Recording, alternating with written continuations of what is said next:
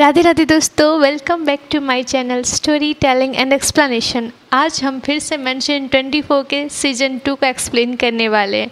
और ये सीज़न 2 का जो एक्सप्लेनेशन है ये काफ़ी ज़्यादा इंटरेस्टिंग है, पर्सनली जो मुझे लगा है। और अगर आपने इसका पार्ट 1 नहीं देखा है तो प्लीज़ मेरे चैनल पे आई बटन पे क्लिक करिए, आपको वहाँ पे मेरा पार्ट 1 का लिंक मिल जाएगा, तो उसको देखना मत भूलिएगा, क्योंकि इसके हर एक पार्ट एक दूसरे के साथ कहीं ना कहीं कनेक्टेड है। तो चलिए बिना कोई टाइम गवाए हम एक्सप्लेनेशन करना शुरू करते हैं। इनकी शुरुआत में हम अमृता को देख पाते हैं जो गहरी नींद में सोई रहती है और उसके आसपास रूम नंबर 504 के सारे बच्चों की आत्माएं हो रही होती हैं।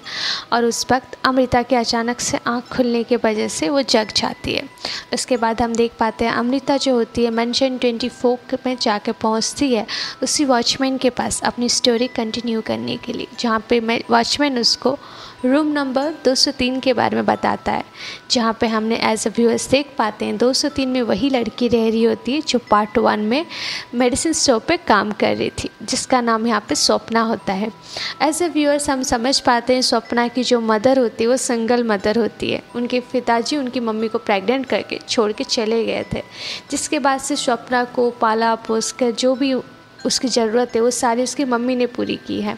इस चीज़ को उसकी मम्मी तो एक्सेप्ट कर चुकी है, पर स्वप्ना आज तक कहीं ना कहीं इस बात को एक्सेप्ट नहीं कर पाती है। खैर, यहाँ पर हम एज अ व्यूअर्स ये भी जान पाते हैं कि स्वप्ना का भी एक बॉयफ्रेंड है जिसके बारे में उसकी मम्मी को भी पता है, बट उसको इस चीज़ से कोई फ़र्क नहीं पड़ता, क्योंकि स्वप्ना काफ़ी ज़िद्दी किस्म की लड़की है। उसको जो चाहिए होता है वो किसी भी हालत में उसको पाके रखती है।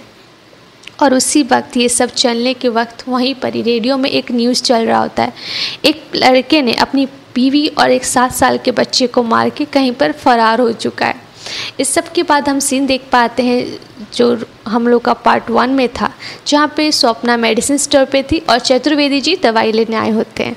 ये सब चीज़ें जहाँ पे हो रही थी उसी वक्त स्वप्ना की जो कलीग थी उसके बगल में आके ये कहती है कि तुम गलत मेडिसिन लेकर अपने साथ गलत कर रही हो, तुम्हें अपनी माँ की बात मान लेनी चाहिए। और एज अ व्यूअर्स हम ये समझ पाते हैं कि स्वप्ना का जो बॉयफ्रेंड है वो पहले से शादीशुदा है। उसी वक्त उसको उसकी फ्रेंड ये सजेस्ट करती है कि तुम्हें अपनी माँ की बात मानकर शादी कर लेनी चाहिए, शादीशुदा लड़कों के बीच में तुम्हें नहीं फंसना चाहिए। खैर, स्वप्ना जैसे कि हम जानते हैं वो किसी की बात नहीं सुनती, वो काफ़ी ज़िद्दी किस्म की लड़की थी। तो उसी वक्त उसके बॉयफ्रेंड का कॉल आता है और स्वप्ना उससे बात करने के लिए शॉप से बाहर आती है, जहाँ पे उसका बॉयफ्रेंड उससे ये बताता है कि वो आज रात को स्वप्ना से मिलने के लिए आएगा। जब स्वप्ना उसके बॉयफ्रेंड से ये सारी बातें कर ही रही होती उस वक्त वो देखती है उसकी जो कलीग थी वो अभी क्लिनिक में एंट्री कर रही है। तो स्वप्ना के दिमाग में ये चलता है अगर ये अभी आई है तो तब से मुझसे कौन बात कर रहा था। खैर, अब सीन जो होता है स्वप्ना के रूम में रात को शिफ्ट होता है, जहाँ पे हम स्वप्ना को देख पाते हैं अपने बॉयफ्रेंड के इंतज़ार करती हुई। और यहाँ पे हम एज अ व्यूअर्स ये भी नोटिस करते हैं कि स्वप्ना काफ़ी ज़्यादा तैयार होकर रेडी होकर रहती है अपने बॉयफ्रेंड से मिलने के लिए। जहाँ पे उस वक्त उसका रूम का डोर बजता है और स्वप्ना उस रूम के डोर को खोलने के लिए जाती है, तो सामने उसका बॉयफ्रेंड होता है। उसका बॉयफ्रेंड अंदर आके उससे बातें करता है, जहाँ पे एज अ व्यूअर्स हम ये समझ पाते हैं और जान भी पाते हैं कि इन दोनों का जो रिलेशनशिप है वो पिछले 7 साल से चल रहा है। और स्वप्ना उसके बॉयफ्रेंड को कुछ गलत एडवाइस भी दी है उसके पत्नी को छोड़ने के लिए। खैर, जब ये सारी बातें हो रही थी उसी वक्त इन दोनों के बीच में कुछ प्राइवेट मोमेंट्स भी होते हैं, जहाँ पे ये दोनों सो जाते हैं। उसके बाद हम सीन देख पाते हैं स्वप्ना में, जो आधी रात में किसी के होने की आहट से अचानक से उसकी आंखें खुलती हैं और उस वक्त उसको ऐसा लगता है कि रूम में आसपास कोई है। उसी वक्त धीरे से रूम का दरवाज़ा जो होता है वो खुलता है। दरवाज़ा जब अचानक से खुलने लगता है उसी वक्त स्वप्ना के कंधे पे किसी का हाथ आता है। स्वप्ना ये सब कुछ देख के काफ़ी चौंक जाती है और तुरंत ही बहुत सारी टैबलेट्स निकाल के खा के सो जाती है। उसके बाद हम सीन देख पाते हैं नेक्स्ट डे मॉर्निंग का, जहाँ पे उसके शॉप पे कुछ पुलिस आके उसको पूछताछ कर रही होती है स्वप्ना से, क्योंकि जो दूसरे दिन उसने न्यूज़ में सुना था कि कोई अपनी बीवी बच्चे को मार के भाग गया है, वो कोई और नहीं स्वप्ना का बॉयफ्रेंड ही था। ये सब चीज़ों को देखकर स्वप्ना काफ़ी ज़्यादा डर जाती है और तुरंत ही अपने रूम रिटर्न आती है। रूम पहुंच के जब रूम में अपना बैग पैक कर रही होती है भागने के लिए, उसी वक्त उसकी माँ का कॉल आता है और वो तुरंत ही हड़बड़ी में अपनी माँ का कॉल डिस्कनेक्ट कर देती है, जहाँ पे उसकी माँ को पता चल जाता है कि उसके साथ उसका बॉयफ्रेंड भी है। और उसी वक्त अचानक से जब वो भागने के लिए तैयार हो रही होती है तो उसी वक्त उसका बॉयफ्रेंड बस उससे एक ही बात कह रहा होता है, बेबी मैं यहाँ पे हूँ, ये बात तुम प्लीज़ किसी को मत बताना। ये सब चीज़ें जब चल रही थी, अचानक से कोई स्वप्ना के रूम का डोर नॉक करता है। जब स्वप्ना जाके रूम का डोर खोलती है तो वहाँ पे कोई और नहीं, उसका बॉयफ्रेंड खड़ा था। मतलब जो कल रात को वो जिसके साथ थी वो उसका बॉयफ्रेंड था नहीं, वो अभी उसका बॉयफ्रेंड एंट्री करता है। जैसे कि उसका बॉयफ्रेंड रूम के अंदर आता है, अचानक से जो रूम का माहौल होता है काफ़ी डिमोनिक हो जाता है और हर जगह खून ही खून होता है। उसके बाद हम ऐसा व्यूअर्स देख पाते हैं कि स्वप्ना का साथ क्या हुआ, वो ज़िंदा है या मर गई, ये बारे में हमें कुछ जानकारी नहीं होती है। बट नेक्स्ट डे जब सीन शिफ्ट होता है पुलिस के ऊपर, जो स्वप्ना के घर पे आके चेक कर रही होती है, जहाँ पे पुलिस को स्वप्ना की बॉडी पार्ट टब पे मिलती है।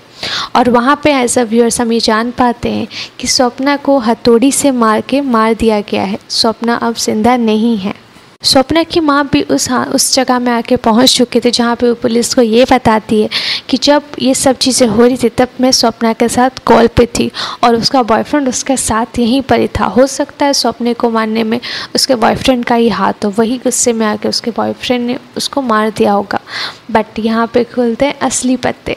स्वप्ना का जो बॉयफ्रेंड है वो पहले से ही मर चुका है। पुलिस यहाँ पे उसको ये रिवील करती है कि उसकी बीवी और बच्चे को मारने के बाद वो भी अपने आप को ख़त्म कर चुका है। मतलब तब से जो स्वप्ना के साथ तो लड़का रात को आता है, उससे बातें करता है, वो phone calls, next day morning में जो वो लड़के का बेल बजाना, वो सब कुछ एक मिस्ट्री बन के रह जाता है। ये सारी चीज़ें जो होती हैं, मतलब सिंपल ही है, यहाँ पे उसका भूत जो उसका बॉयफ्रेंड होता है वो आके इसको मार देता है और कुछ नहीं, क्योंकि उसकी बीवी बच्चे को मारने में कहीं ना कहीं मेन हाथ स्वप्ना का ही होता है। खैर जब ये सारी चीज़ें वो वॉचमैन अमृता को बताता है तो अमृता ये सब बातें एक्सेप्ट नहीं करती है।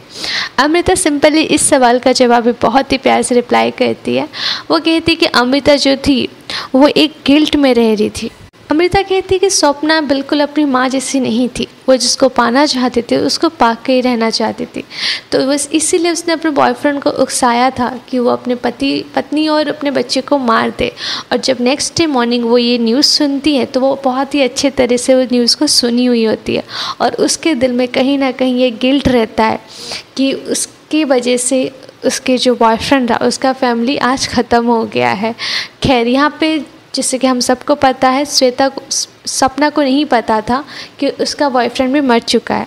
अमृता ये कहती है कि स्वप्ना अपने अंदर की गिल्ट को ख़त्म करने के लिए ही मेडिसिन खाया करती थी, क्योंकि उसको पता था कि वो 7 साल का बच्चा किसका है, जिसके वजह से वह हेलुसिनेशन में आके अपने आप को ही मार देती है। खैर इसके बाद हमारा जो स्टोरी 2 होता है वो यहीं पर ही ख़त्म होता है। इतना रिप्लाई देकर अमृता फिर चली जाती है नेक्स्ट डे आने के लिए। खैर ये बहुत ही छोटी सी स्टोरी थी। अगर आपको अच्छी लगी तो पार्ट 3 के लिए फिर से तैयार रहिएगा, जो मैं बहुत ही जल्द अपलोड करने वाली हूँ। तब तक के लिए राधे राधे।